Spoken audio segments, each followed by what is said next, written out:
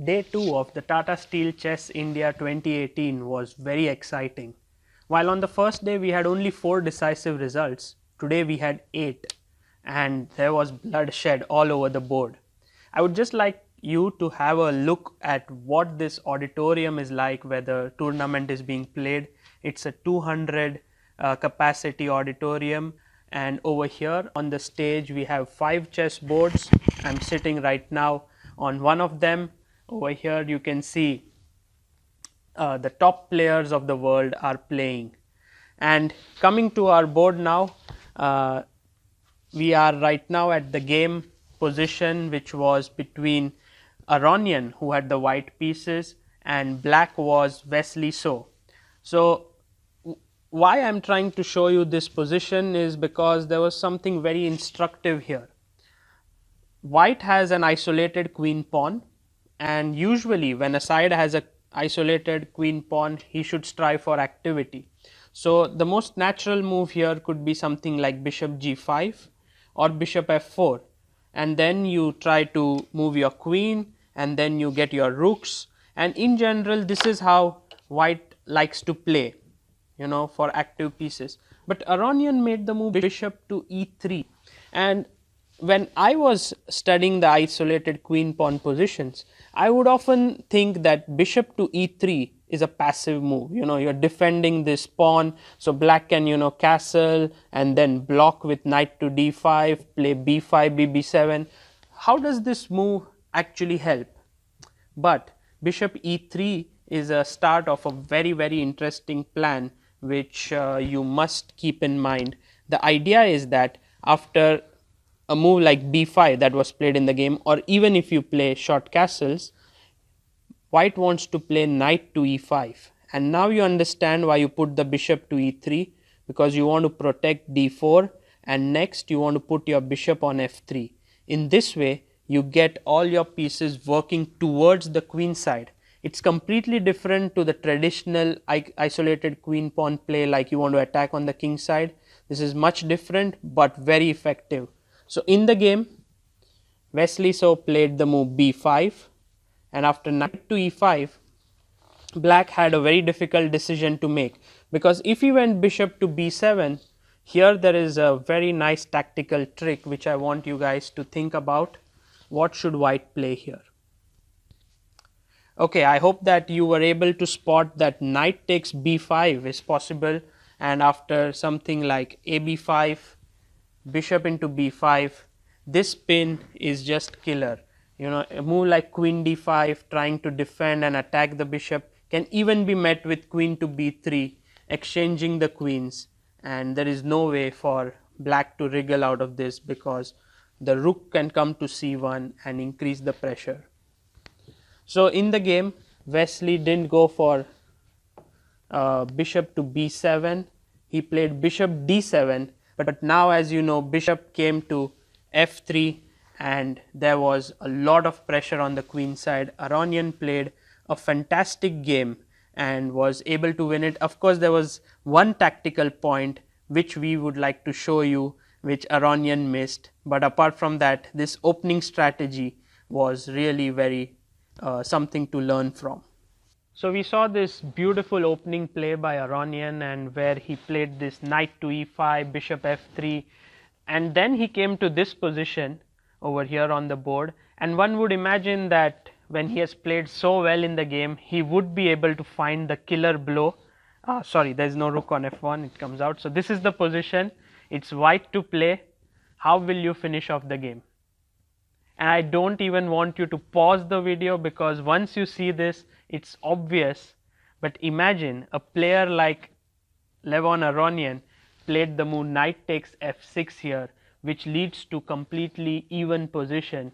He could have simply finished off the game with rook c8 when the queen is trapped, and if after taking knight to e7, it was so funny that he missed this. And after knight f6, knight into f6, the game was even, and it was good luck for Aronian that he could beat Wesley and not rue the missed opportunity here with rook to c8. You expect one days when you know that you're going to play 4 black games out of 6. So that was the case for me. So generally, sharing first place is a very good result, and so far it went kind of smoothly. So I will look forward to continue playing well tomorrow. When time pressure arrives, even the top players are unable to keep their nerves. The next position that we are going to look at is between Wesley So with the white pieces, who takes on Vidit Gujarati, and this is the position that we have on the board. And over here, white is clearly better. He has this outside pawn which is running. There is no way to stop this guy. A5 a6 would come, and but Vidit has some of his own strengths. The queen is well placed, and next he could bring his king in and try to create some play in this position. But the pressure and the tension and the clock ticking down, he pushed his pawn to h5, trying to create an outside passer. And now I would like you to just pause the video here and find the best move for white, which Wesley did immediately.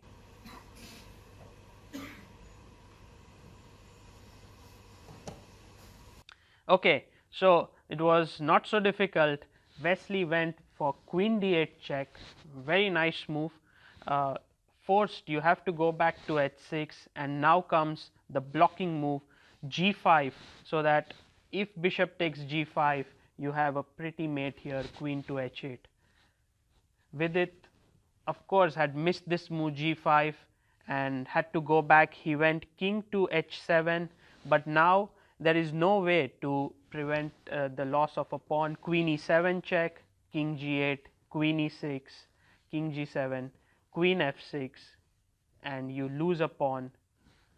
Wesley took it, and this was all over, because next move he just moved queen e8, brought his pawn up the board, and the combination of the queen and pawn simply ended the game.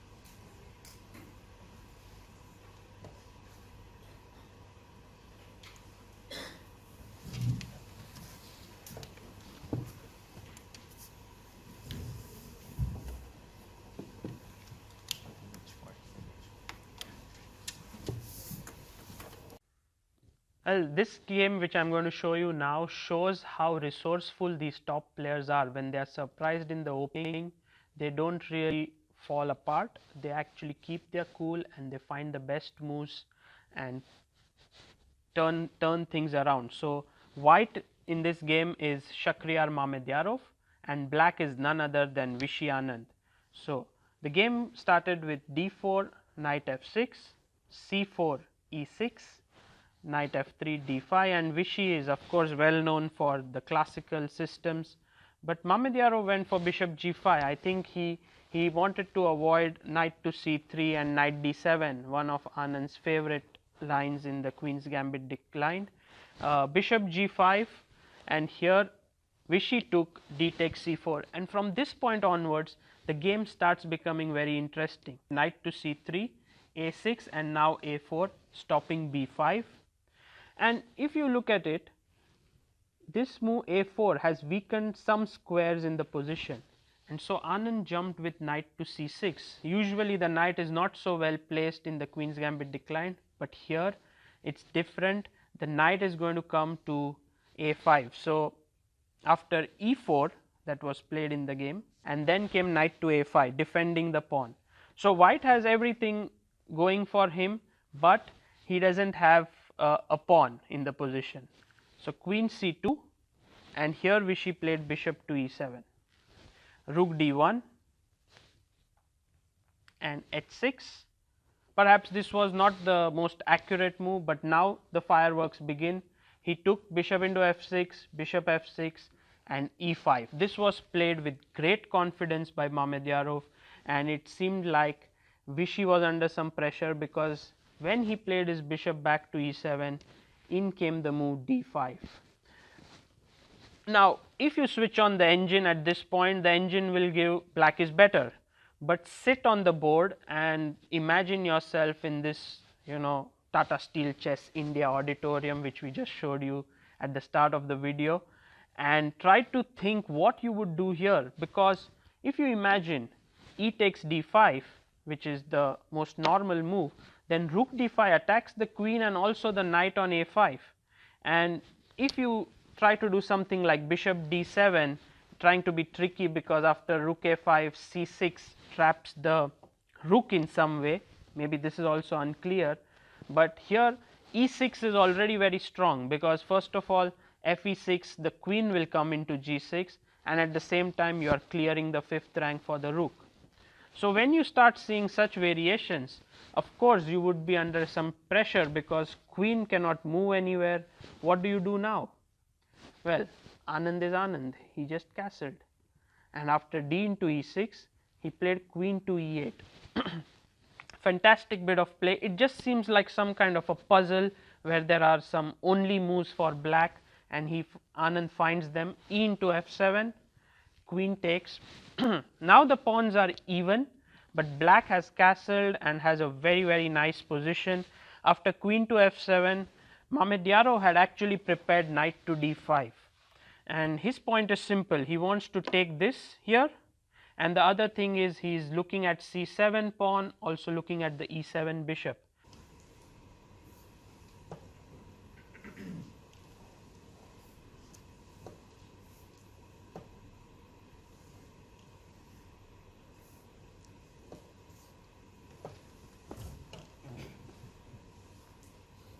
Once again I was thinking, what will Anand play here, would he develop his c8 bishop, but Vichy again without any nerves played his pawn to b5.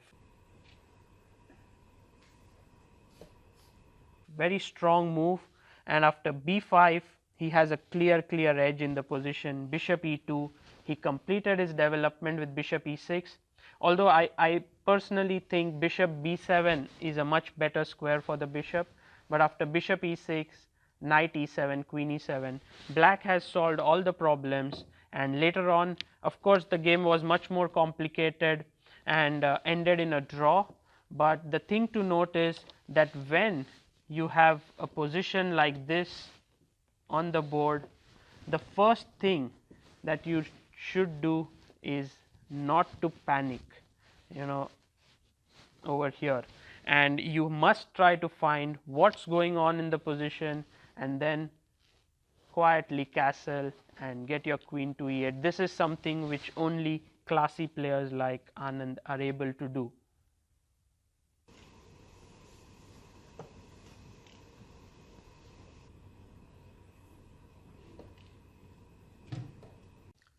People often complain that they were winning a game and they lost it, or they drew a winning game, and this is one of the most common complaints that I have heard in chess.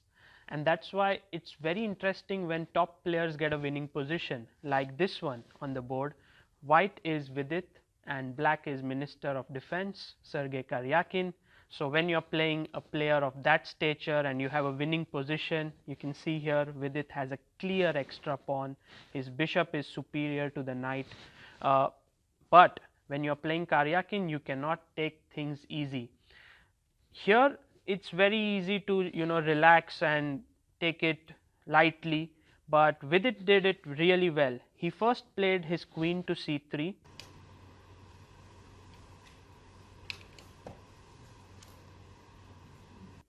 and he's now looking at this square over here. Queen h8 check is his idea, but there's also one more point of this move. After king e7, he pushed his pawn to b4. Now these are little moves. He's slowly and steadily improving his position. He's going to play c5 and get a passed pawn. All this looks extremely logical right now when you are looking at it at your home, but when the pressure is on, it's not so easy.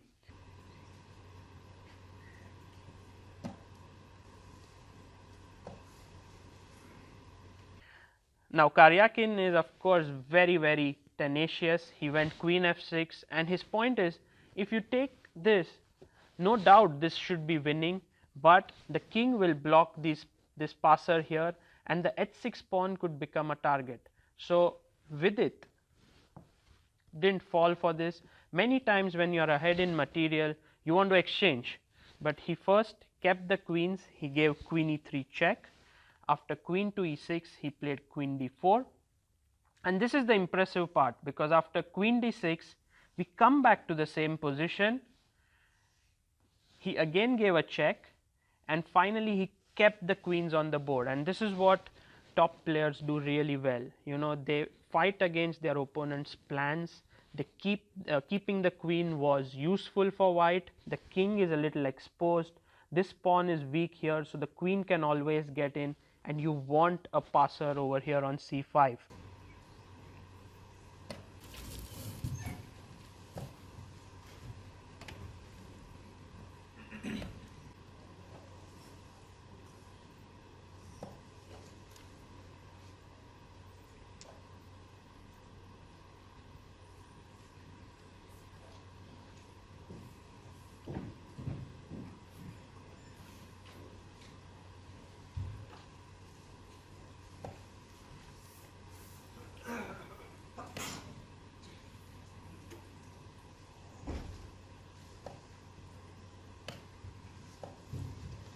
So after queen c1, Karyakin still very confidently, he was showing that he has control in the game. He played queen e5, and now Vidit pushed on with c5, and after b into c5, b into c5, the knight came to c7, and over here I started to feel, I was looking at this game live, I felt that first of all the knight blockades the pawn, the king is not so, it's not so easy to launch an attack on it, and the h7 pawn is off bounds right now.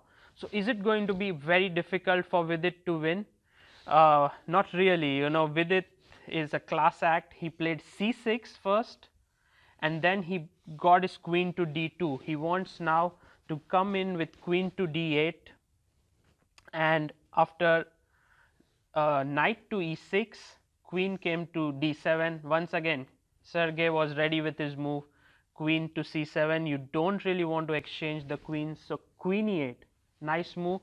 And here queen d8 is impossible because you just take and play c7 with a winning position. So the queen infiltrates, and you can realize the importance of keeping the queen on the board. King to e5, queen h8, and as Vidit said in the game, after pawn went to f6, he started to feel that black has a lot of weakness in the position, so something will fall sooner or later. Queen to e8, f5, queen h8 check once again, king to d6, and here queen to c3. So you might feel that white is moving in rounds, but there is clear progress. The pawn has become much weaker because the f pawn has advanced, and after queen to a7, now this was the final trick. He played queen b4 check, knight to c5, queen d4, king had to go back, and there came queen g7, and I think you already spotted the end of the game, because after king b6, Vidit now finally exchanged the queen, and after king a7 there was no way to stop the pawn.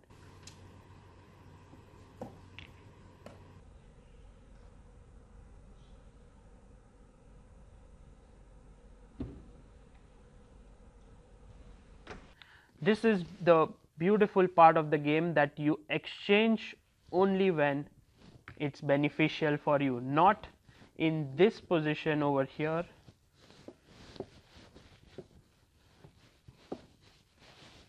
When actually if you exchange here and then you get this position, you sometimes draw the game and then you say to yourself, oh, I was winning, but I don't know what happened. Well, you had to keep the queens on the board like Vidit did. But in rapid, it's very tricky. I mean, I don't know, I've not checked the game, but I mean, I have extra pawn and I have pawn on c6 and h6. I think it should be winning, but it's, you never are sure until you win the game. So somehow once he played f6, f5, I thought now he has too many weaknesses, and the finish was cute with it queen was very a7 clean. and c7. Yeah. And how did it feel when you won the game? Oh, it was a big relief. I mean, I had not won a game since, the beginning of the tournament. So I had good positions in few games, but to win finally feels good.